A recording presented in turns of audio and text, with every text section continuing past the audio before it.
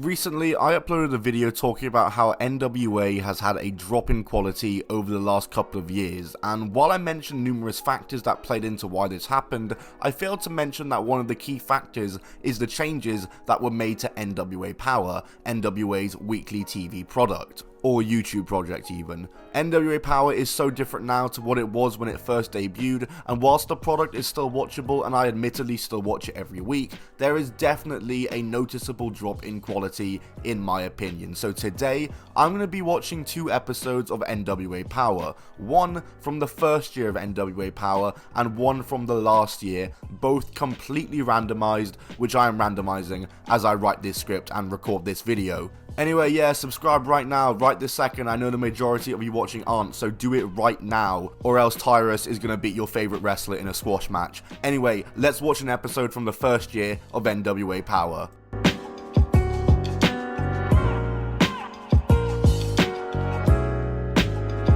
Right, so there was 21 episodes of NWA Powerrr in its first year before COVID hit. So, Alexa, give me a number between 1 and 21. Here's a number between 1 and 21. It's 5. Right, so you heard the woman, we got 5, which is obviously going to be Season 1, Episode 5. So let's go ahead and jump into the show.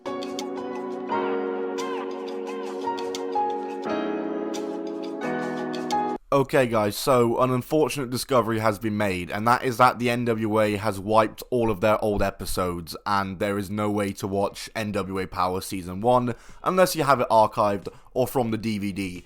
I don't have either, and I don't know why they would do this, erasing all their old episodes, literally erasing history. But anyway, what I can do for you is I can recap the episode anyway. Colt Cabana opens the show on the podium discussing his upcoming match against James Storm tonight, and he is facing James Storm for James Storm's NWA National Championship. I miss seeing James Storm on my TV, man, on my screen. Can NWA or Impact or even AEW or WWE just sign this guy again, please? Aaron Stevens is then out on the podium. He's talking about Ricky Starks. He recently lost a match to Ricky Starks and is very, very embarrassed about it, and the audience are booing him and rubbing it in, and he is petitioned for a rematch against Starks, and that is going to happen tonight on this episode of NWA Powerrr. The Dawsons then defeat Mims and Kingsley in a very quick match, and then Tim Storm is interviewed in a pre-taped segment. He's reflecting on his loss against Nick Aldis and saying he doesn't know what is next for him, basically hinting at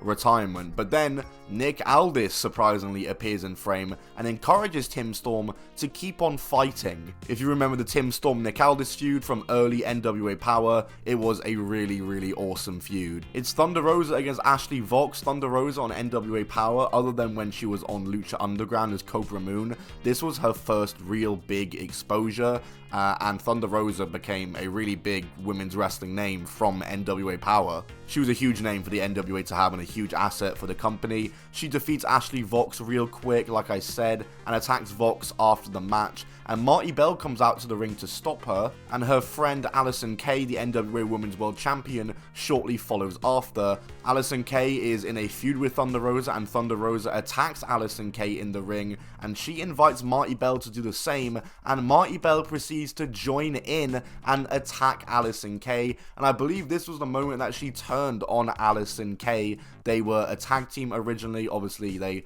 would reunite in later years in the NWA. But yeah, Marty Bell turning on Allison Kay was a big moment for the women's division in early NWA, and the NWA early women's division with Allison Kay and Thunder Rosa feuding, and you had ODB and Kiera Hogan and Tasha Steelz appearing. It was such an awesome time. The Ricky Starks Aaron Stevens rematch is happening now. It is a 2 out of 3 falls match, and Ricky Starks defeats Aaron Stevens very easily. He gets the first fall within about 5 seconds, and then gets the second pinfall pretty easily after that to defeat Aaron Stevens once again. Heading on to our co-main now, and it is the NWA National Championship match as we discussed before. It's Colt Cabana versus James Storm for the title. This was a pretty good match from what I remember. I remember watching this episode and the crowd being super hot for this match. Also during this match, Ken Anderson and Eli Drake brawl outside of the ring. And we also see an appearance from the mysterious Camille, who up until this point hadn't even said a word in the NWA yet. And our final match of the night is the Dawsons, who despite already having a match tonight, they want another one. They demand a match right then and there,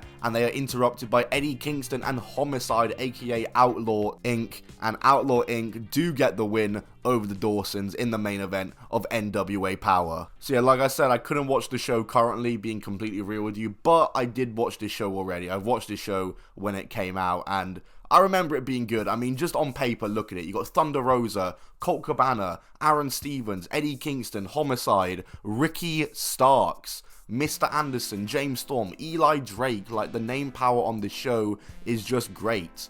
Alright, anyway, next episode of NWA Powerrr. This is obviously going to be one that has taken place in the last year. So that makes it fairly easy when picking an episode. Alexa, pick a number between 1 and 52. Here's a number between 1 and 52. It's 16. 16, which is NWA Powerrr Season 12, Episode 4 from the 12th of February, 2023. So let's go ahead and get into this.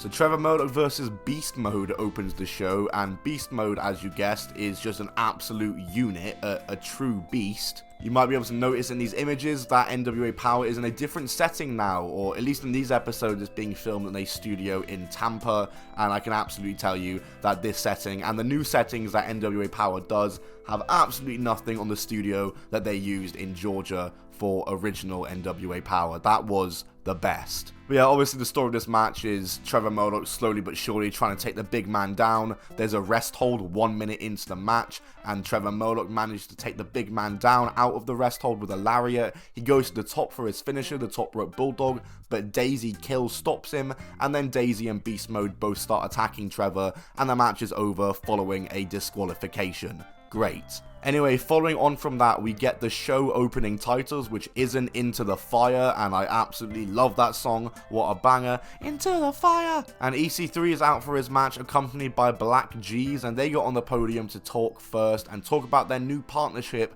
that they have going on.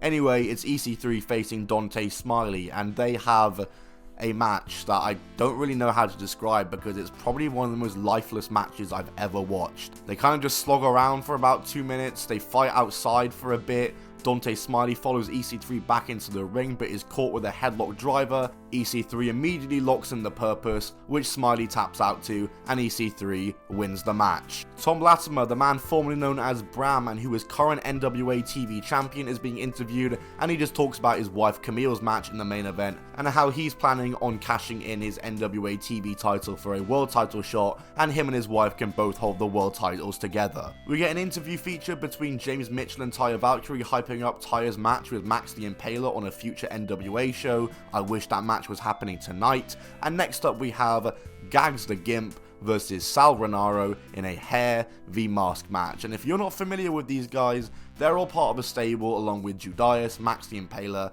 and James Mitchell, and Gags the Gimp, that character in particular, and its inclusion in the NWA, is something that was mentioned by Nick Aldis as one of the reasons he chose to leave the NWA. And yeah, really not much to talk about in this match other than to say, it's matches like this which really show the drop in quality. This is the co-main of the show. The co-main of the last show was James Storm versus Colt Cabana for a title. This match was the longest in the card at 8 minutes and finished as a double countout. So yeah, a whole lot of nothing for nothing. We get another interview feature between Ashley D'Amboise and Kenzie Page, hyping a match they're having soon. Again, another match I wish was on tonight's show because these are two good talents. But anyway, it's our main event now. It's NWA Women's World Champion Camille, who is facing Ruthie J in non-title action. It's Ruthie J's NWA debut, and thank God this episode has Camille on it. In my opinion, she's easily the best thing in the NWA currently. It's another big versus small David versus Goliath match, with Camille being the powerhouse and Ruthie J being that speedy, agile opponent, and they work this match a whole lot better than Murdoch versus Beast Mode worked that style of match earlier tonight.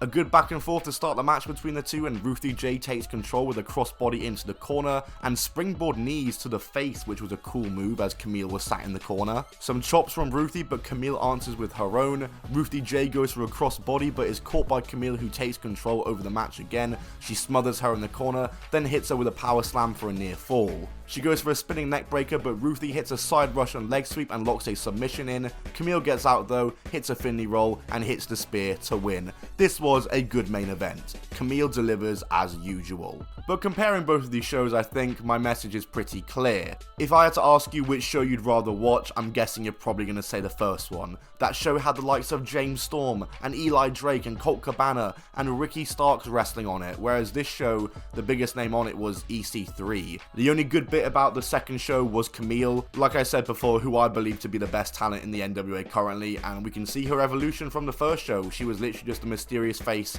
at ringside in the first show. But other than that, there was really nothing exciting about the second show, and if we compared the setting and the crowd, NWA Powerrr in the first season and its early years was so much better than what they're doing now. The crowd was so hot in that studio, it was proper TV studio wrestling, and now the current NWA just doesn't feel like that. And the difference in crowd is just crazy. The crowds are nowhere near as hot. They're near silent in current NWA episodes, whereas back in the day, they were going all night. They were going crazy for every single wrestler and storyline. Like and subscribe right now for Into the Fire to come back as the theme song of NWA.